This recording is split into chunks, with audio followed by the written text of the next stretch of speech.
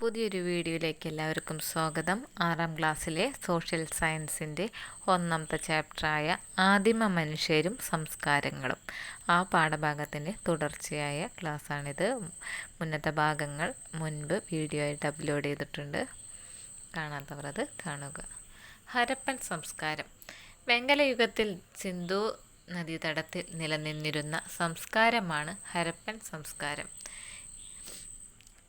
ഏകദേശം BCE 2600 മുതൽ BCE 1900 വരെയാണ് ഈ സംസ്കാരത്തിൻ്റെ കാലഘട്ടമായി പൊതുവെ കരുതപ്പെടുന്നത്. ഹരപ്പയാണ് ആദ്യമായി കണ്ടെത്തിയ നഗരം. അതിനാലാണ് ഈ സംസ്കാരത്തെ ഹരപ്പൻ സംസ്കാരം എന്ന് വിളിക്കുന്നത്. എവിടെയാ? വെങ്കലയുഗത്തിൽ സിന്ധു നദീതടത്തിൽ നിലനിന്നിരുന്ന സംസ്കാരമാണ് ഹരപ്പൻ സംസ്കാരം. സിന്ധു നദീതടത്തിലാണ് ഹരപ്പൻ സംസ്കാരം നിലനിന്നിരുന്നത്. ഹരപ്പയാണ് ആദ്യമായി കണ്ടെത്തിയ നഗരം. അതുകൊണ്ടാണ് ഈ സംസ്കാരത്തെ ഹരപ്പൻ സംസ്കാരം എന്ന് വിളിക്കുന്നത്.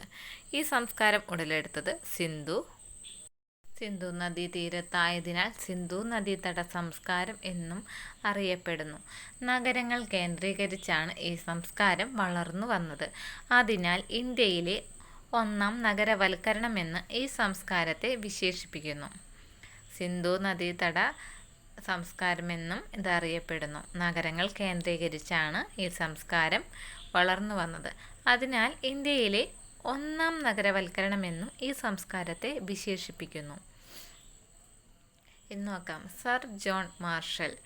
ഇന്ത്യയിൽ പുരാവസ്തുക്കളുടെ ഉത്ഖനനത്തിനും സംരക്ഷണത്തിനുമായി രൂപീകരിക്കപ്പെട്ട സ്ഥാപനമാണ് ആർക്കിയോളജിക്കൽ സർവേ ഓഫ് ഇന്ത്യ. 1902 മുതൽ 1928 വരെ ആർക്കിയോളജിക്കൽ സർവേ ഓഫ് ഇന്ത്യയുടെ ഡയറക്ടർ ജനറൽ ആയിരുന്നു സർ ജോൺ മാർഷൽ. ഇദ്ദേഹത്തിൻ്റെ നേതൃത്വത്തിൽ നടന്ന ഗവേഷണങ്ങളാണ് ഹരപ്പൻ സംസ്കാരത്തെ കണ്ടെത്തിയത്. Sir John marshal. അടുത്തതാണ് നഗരാസൂത്രണം. ഹരപ്പൻ സംസ്കാരത്തിൻ്റെ പ്രധാന സവിശേഷതയാണ് നഗരാസൂത്രണം. തെരുവുകളുടെ ഇരുവശങ്ങളിലുമായാണ് അവർ വീടുകൾ നിർമ്മിച്ചിരുന്നത്. ചുട്ടെടുത്ത ഇഷ്ടികകളാണ് നിർമ്മാണ പ്രവർത്തനങ്ങൾക്കായി ഉപയോഗിച്ചിരുന്നത്. അഴുക്കുചാൽ സമ്പ്രദായം ഹരപ്പൻ സംസ്കാരത്തിൻ്റെ മറ്റൊരു പ്രധാന സവിശേഷതയായിരുന്നു. വീടുകളിൽ നിന്നുള്ള മലിനജലം തെരുവിലെ അഴുക്കുചാലുകളിലൂടെ നഗരത്തിന് പുറത്തേക്ക് ഒഴുകിക്കൊണ്ടു പോകുന്ന തരത്തിലായിരുന്നു നഗരങ്ങളുടെയും അഴുക്കുചാലുകളുടെയും ആസൂത്രണം. ഹരപ്പൻ സംസ്കാരത്തിൻ്റെ പ്രധാന സവിശേഷതയാണ് നഗരാസൂത്രണം. തെരുവുകളുടെ ഇരുവശത്തായിട്ടാണ് അവർ വീടുകളൊക്കെ വെച്ച് നിർമ്മിച്ചിരുന്നത്.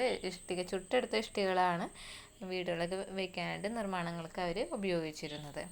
അഴുക്കുചാൽ സമ്പ്രദായം ഹരപ്പൻ സംസ്കാരത്തിൻ്റെ മറ്റൊരു പ്രധാന സവിശേഷതയായിരുന്നു. വീടുകളിൽ നിന്നുള്ള മലിനജലം തെരുവിലെ അഴുക്കുചാലുകളിലൂടെ നഗരത്തിന് പുറത്തേക്ക് ഒഴുക്കിക്കൊണ്ടു പോകുന്ന തരത്തിലായിരുന്നു നഗരങ്ങളുടെയും അഴുക്കുചാലുകളുടെയും ആസൂത്രണം. അടുത്തത് മോഹൻജൊദാരോയിലെ വലിയ കുളം. ഹരപ്പൻ സംസ്കാരത്തിലെ പ്രധാന നഗരമായിരുന്നു മോഹൻജൊദാരോ.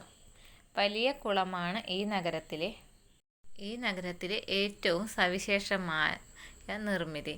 ഈ കുളത്തിലേക്ക് ഇറങ്ങാൻ ഇരുവശങ്ങളിലും പടവുകളും കുളിക്കുവാനായി കുളിമുറികളും ഉണ്ടായിരുന്നു. ശുദ്ധജലം നിറയ്ക്കാനും മലിനജലം പുറത്തേക്ക് ഒഴുക്കാനുമുള്ള സംവിധാനവും ഇവിടെ നിലനിന്നിരുന്നു. ധാന്യപ്പുര. ഹരപ്പൻ ജനതയുടെ പ്രധാന ഉപജീവന മാർഗം കൃഷിയായിരുന്നു. ഗുജറാത്തിലെ രംഗ്പൂർ, ലോഥാൾ എന്നിവിടങ്ങളിൽ നിന്ന് നെല്ല് കൃഷി ചെയ്തിരുന്നതിൻ്റെ തെളിവുകൾ ലഭിച്ചിട്ടുണ്ട്. ഹരപ്പയിൽ കണ്ടെത്തിയ പ്രധാന ചരിത്രശേഷിപ്പാണ് ധാന്യപ്പുര. ധാന്യങ്ങൾ സംഭരിക്കാനും സൂക്ഷിക്കാനുമാണ് ഇത് ഉപയോഗിച്ചിരുന്നത്. ഹരപ്പൻ ജനതയുടെ പ്രധാന ഉപജീവന മാർഗം കൃഷിയായിരുന്നു. എവിടെ നിന്നൊക്കെയാണ് കൃഷി ചെയ്തതിന് തെളിവ് കിട്ടിയുള്ളത് നോക്കാം. ഗുജറാത്തിലെ രംഗ്പൂർ, ലോഥാൾ അവിടെ നിന്നൊക്കെയാണ് നെല്ല് പണ്ട് കൃഷി ചെയ്തതിൻ്റെ തെളിവുകൾ കിട്ടിയിട്ടുള്ളത്. ഇത് ഹരപ്പയിൽ കണ്ടെത്തിയ പ്രധാന ചരിത്രശേഷിപ്പാണ് ധാന്യപ്പുര. ഹരപ്പയിലെ പ്രധാന ചരിത്രശേഷിപ്പാണ് ധാന്യപ്പുര. ധാന്യങ്ങൾ സംഭരിക്കാനും സൂക്ഷിക്കാനുമാണ് ഇത് ഉപയോഗിച്ചിരുന്നത്. കരകൗശല വിദ്യ. ഹരപ്പൻ ജനത കരകൗശല വിദ്യയിൽ വൈദഗ്ധ്യമുള്ളവരായിരുന്നു.